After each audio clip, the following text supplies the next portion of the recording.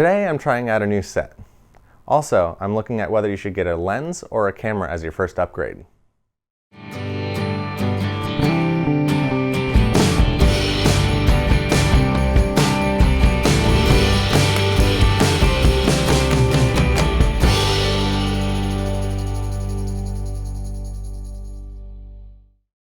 So a lot of people, after getting into photography, will want to upgrade their camera to something like this, the Nikon D750, a 24 megapixel full-frame DSLR. However, many people will also neglect the lens.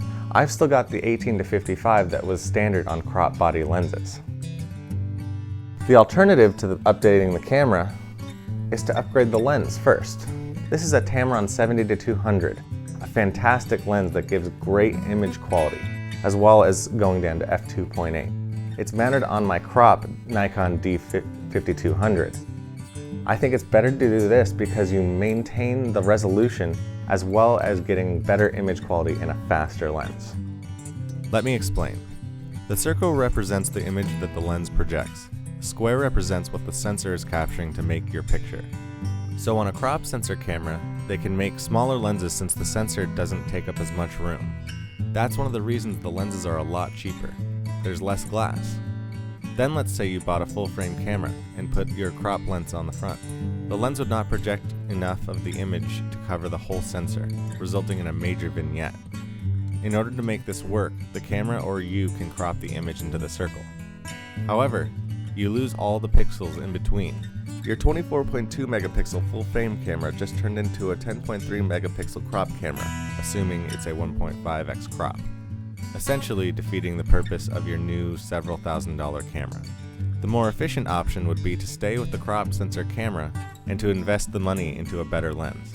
You keep the full resolution, which should still be around 24 megapixels if the camera was released in the past few years, and still get better image quality and performance like an f2.8. Then later when you upgrade the camera, you can utilize its full potential. So theoretically the crop camera, in this case the D5200, should have a much better image, and it's been proven in the real world. You just get so much more detail from that crop sensor even with the same crop lens. The D750 did seem to control the chromatic aberration and nail the white balance a bit better, but in terms of pure image quality and detail, I'm giving it to the D5200. Then compared to that 70-200 on the D5200, there's just no competition. The crop sensor just has better image quality all around. So the resolution is clearly lower. Let's check out noise performance because that is one of the benefits of full frame. I was surprised to see that the D5200 looked better than the D750 at ISO 6400. This is most likely due to the magnified pixels on the D750, resulting in splotchy noise where the D5200 is more refined. So to summarize, a crop camera with a nice lens gives you far superior image quality all around than a full-frame camera with a crop lens.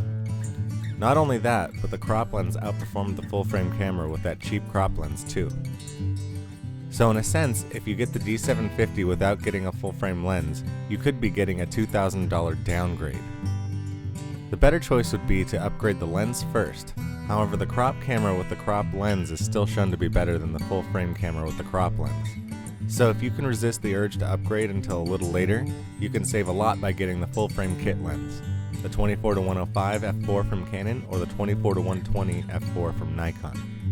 The only benefit that I can see for going straight for the camera would be more features and wanting to display that FX badge. One thing to note, this is a specific situation for somebody going into full frame. If you're planning to stay with a crop sensor camera for a while like me, you may want to consider investing in better cropped glass. Sigma has recently come out with some very nice new additions like their 50-100 and their 16-35 art lenses. These will give you better image quality on a crop sensor camera than a full-frame lens. This is the direction I recommend you go if you do not plan to go to full frame anytime soon.